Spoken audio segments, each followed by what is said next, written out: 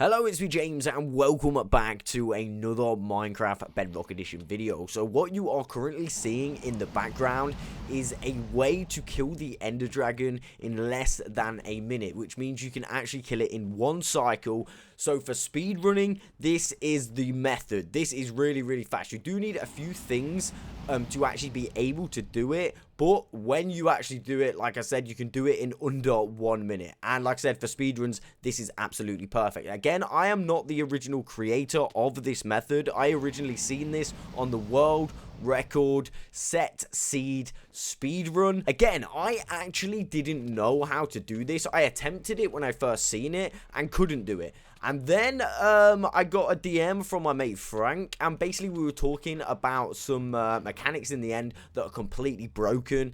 And yeah, basically I learned how to do it from him, so a big shout out to that guy. And yeah, basically it is really OP.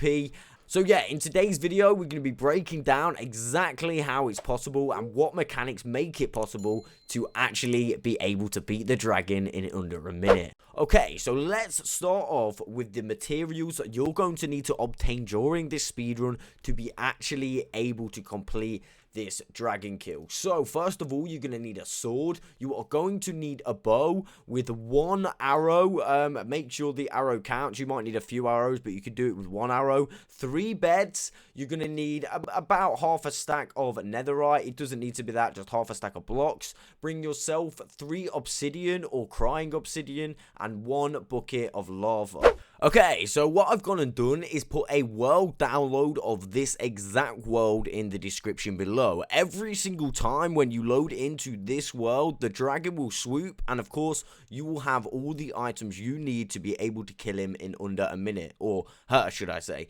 So basically, yeah, you're going to want to make copies of this world download. Once you downloaded it once, make a few copies of this world, and of course, you will have to wait for the dragon to swoop in. At this point, you want to make your way inside of the fountain.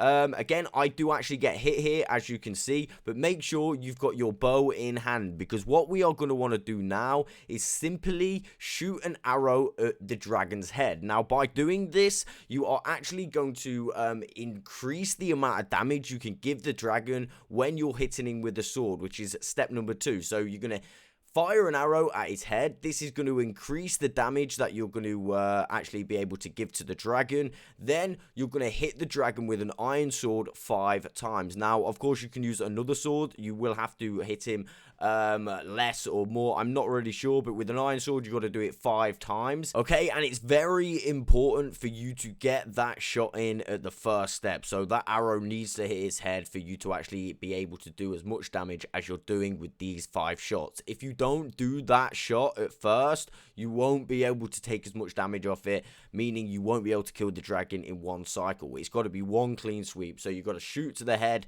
5 hits with your sword, and then once you've done that, you're going to go ahead and get some blocks out. So basically for this, you're going to need a couple holder blocks, but you are going to definitely need 3 pieces of obsidian or crying obsidian. This works with both, either or, it doesn't really matter as long as you've got 3 pieces of like one of each material, right? Okay, so now what you're going to want to do is grab your holder blocks. In my case, I'm using netherrack, and of course you want to go 1 block down from where the dragon is perched. Place 2 pieces of netherrack or whatever block you are using. Then we can get our obsidian down and go to the end of the fountain and place 1 piece of obsidian on the end of that netherrack, and then you want to place another 2 pieces on the side of the fountain just here. So the formation of this obsidian or crying obsidian, obviously it's really important because this is going to allow us to place the beds really fast and blow them up and not take any damage every single time, right? So you want to make sure you get that step right. So this next part, I am kind of aware of these mechanics. If you've like been a follower of this channel, you know I've done a few dragon traps, meaning you can get the dragon trap using like water bubble columns, but this is kind of a little bit different. Basically, if we nerd pole up in front of the dragon, again, you want to make sure you are in front of the dragon. You want to nerd pole up, and of course it's going to take me some time while it's in slow-mo, but basically once we nerd pole up, we're going to use a bucket of lava to place down and obviously let it flow down. What this does, and I'm probably going to show you this in real time as well, on the same world but on a different clip. Basically, what this does, if you place the lava on the nerd pole, it will push the dragon down through the fountain. This allows you to have just that little bit of extra time before the dragon flies off, allowing you to place all 3 beds and, of course, kill the dragon. So, this step right here is so vital to make this process work. So, I'm not 100% on how long that this mechanic kind of method has been in the game, but what I do know is that the bubble column method, like the trap way to obviously do this, it's been in for quite some time. Even like after updates, we can still get it to work just with some slight adjustments. So that makes me like believe that this could be a feature for like the foreseeable future, or hopefully anyway. But basically, when you jump off that nerd pole, you'll take a little bit of damage. Not to worry, you just want to make your way to that obsidian formation, and of course you want to grab your beds. But notice, I don't know if you're going to be able to see it properly here, but you will slowly start to see the dragon coming down and down and down, and basically that's because of the lava.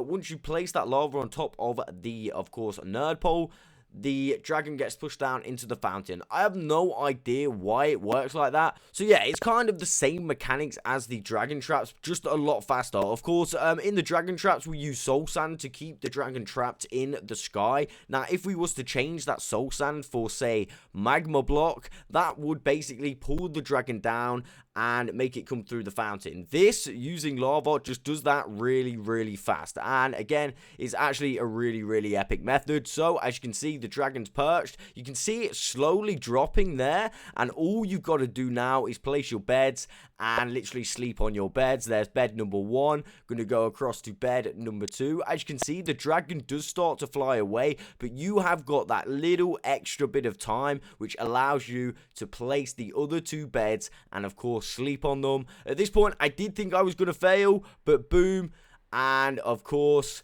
there we go. We was able to kill the dragon in under a minute. Of course, it wasn't under a minute there because it was slowed right down. So yeah, I think the original time was like 52 seconds. Again, under a minute. So again, guys, the link to this exact world is in the description. Remember, every time you log in, the dragon is going to perch, and you've got all the items in your inventory, well, in your hotbar, that you need. I have no idea why I decided to jump into the lava. I don't know if you're watching this, but on screen, I have no idea why I did that. I just totally realized in slow-mo, I jumped into the lava.